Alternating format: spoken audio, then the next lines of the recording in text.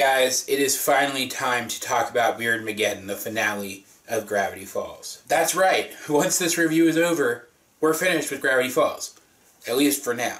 And a lot of you guys may have actually been there with me when I first viewed these episodes. I first viewed them as part of a live stream here on my channel that you can still view here on my channel or on my vid.me page, which I will link down below. And I have to say, I loved these episodes so much. You guys who watched the live stream will know that by now. And I'm sure a lot of you guys who didn't watch the live stream could guess at that. Weirdly enough, there's not a whole lot of plot-specific stuff to talk about here, so I'm going to go through the plot really fast and then just talk about specific details. Bill Cipher has come through to our reality. He no longer exists in the dream realm or some dream realm equivalent of our world. He's now really here. And he can do pretty much anything he wants. He brings several of his weird monster friends through, begins altering reality all throughout the town, transforming random objects into monsters, and turning the townspeople into stones so that he can use them to construct a throne for himself. Ford and Dipper, of course, attempt to stop him, but this leads to Ford being captured and separated from Dipper, and Dipper losing the journals, which are destroyed. Dipper is forced to retreat, and this leads to the rest of these several episodes being mostly about Dipper facing opposition as he attempts to bring together a group of people capable of standing up to Bill. He runs into Wendy, and his next goal after that is to try to find Mabel, who has been given to Gideon and is trapped in a reality of Bill's making which answers to her very will. It's literally Mabel world. This world stands as a test of her self-centered nature, her selfish nature, and so it is finally proven once and for all that she has grown as a character when she refuses to remain there for the greater good. Leaving Mabel world and returning to the real world with Dipper to stand up to Bill. Meanwhile, Stan, some townspeople, and a bunch of the monsters that we've seen previously in the show have taken refuge in the Mystery Shack. It's still protected from Bill's powers. Not the powers of Bill's monster minions, but the power of Bill himself and the powers of the monsters that he creates. Despite Stan's protests that they shouldn't fight back against Bill, with the help of McGucket and Seuss, they are able to turn the Mystery Shack into a giant mech, which can more or less fight Bill on his level while an effort is made to free Ford so that he can banish Bill once and for all. Their initial plan backfires, but Ford and Stan finally overcome their differences and form a backup plan to trap Bill in Stan's mind so that he can be erased using the memory gun. This leaves Stan without any of his memories, but,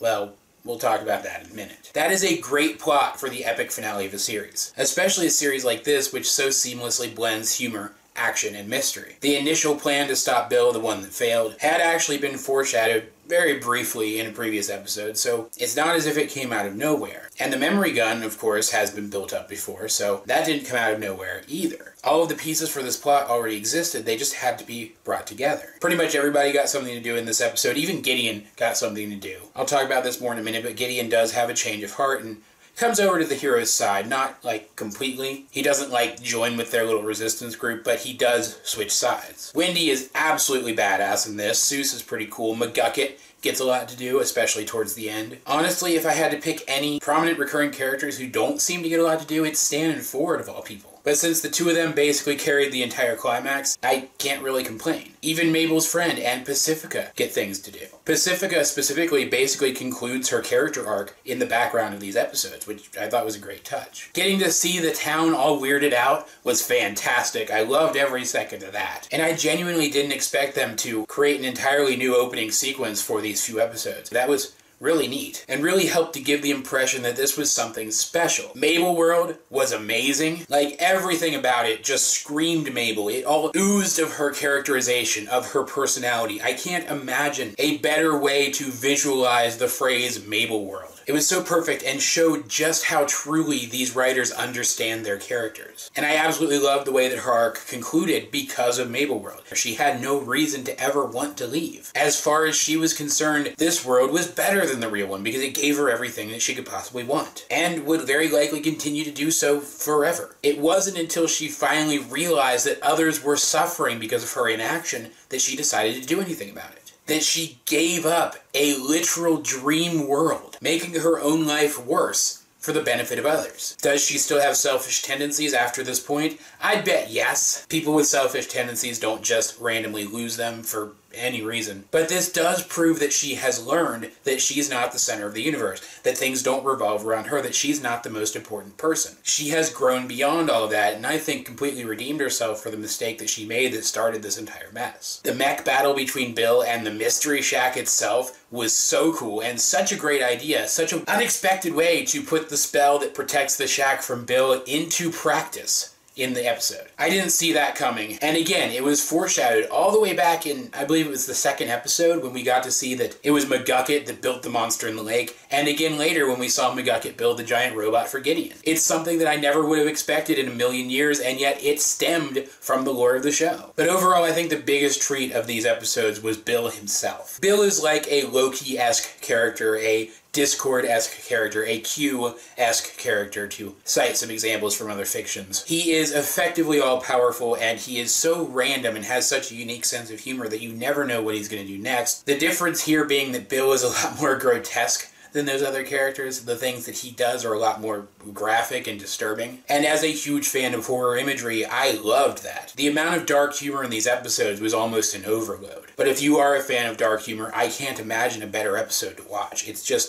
It's so much fun. But despite the fact that Bill was a funny and amusing character, he was so threatening. There wasn't a single thing he did that didn't reinforce the fact that he had the heroes outmatched 1,000 times over. The only reason they were able to beat him at all is because he, for some reason that was never explained in these episodes, couldn't leave Gravity Falls, and so was left trying to create a situation in which Ford would have to give him the secret that would allow him to leave. It's not outright stated, but I think the only reason that he let Dipper and Mabel and all of them live for as long as he did, the only reason he didn't just kill them all immediately, was so that he would have leverage to use against Ford. Which means that Bill was defeated as much by his own mistakes as he was by anything else, because he could have just settled for having Gravity Falls and not worrying about the rest of the planet, or galaxy, or universe, or however far he intended to expand. But he didn't. He wanted more so much that he risked his own life to get it. Everything just came together so beautifully. This is, I think, one of the best TV finales I've ever seen, which is a great way to cap off one of my all-time favorite cartoons. But I still do have a couple of criticisms about this episode, which double as criticisms of Season 2 overall. A couple elements of this did seem kind of rushed. I mentioned that the initial method that they tried to use to defeat Bill was set up, but its setup was paper thin, so it still felt like it came out of nowhere even though it didn't. That could have definitely used some more build-up, not just in this episode, but in Season 2 overall. And Gideon's turn to the good side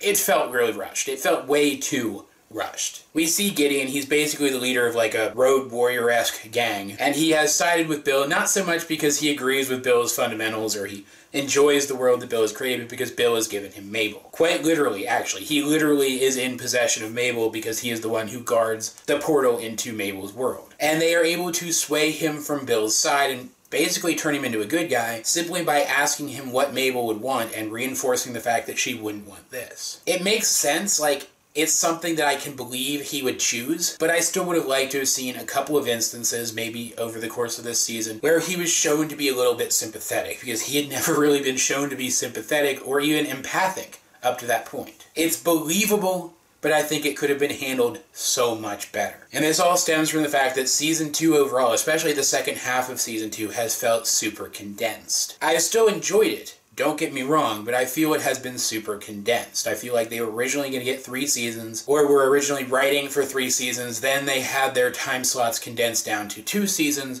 and had to work with what they had. I have even found conflicting sources which suggest that that is true. And all in all, if that's the case, I think they did a fantastic job with the allotted time. I just wish we could have seen their original 3-season vision. There's also the issue of Stan's recovery. It has been established that memories that were taken by the memory gun can be recovered, but Stan starts to get his memories back immediately, and yes, I understand why they did that. They wanted him to be basically himself again by the time the kids left at the end of the summer, and they had written this story to take place very close to the end of the summer. So to that I say, why not write this so that it takes place even just a week earlier, so that there's a little bit more time in there for Stan to start to recover his memories, and then maybe have it so he hasn't recovered all of them by the time they leave. He was recovered just enough that he knows mostly who the kids are, and he feels bad that they're leaving, but leave it hanging whether or not he'll ever get the rest of his memories back. It felt like, after everything that happened, they just wanted to stick a pat happy ending in there, and it felt a little forced to me. I will go so far as to say that this is the one legitimate complaint I have about the episode. I wish that that had somehow been extended out just a little bit more somehow.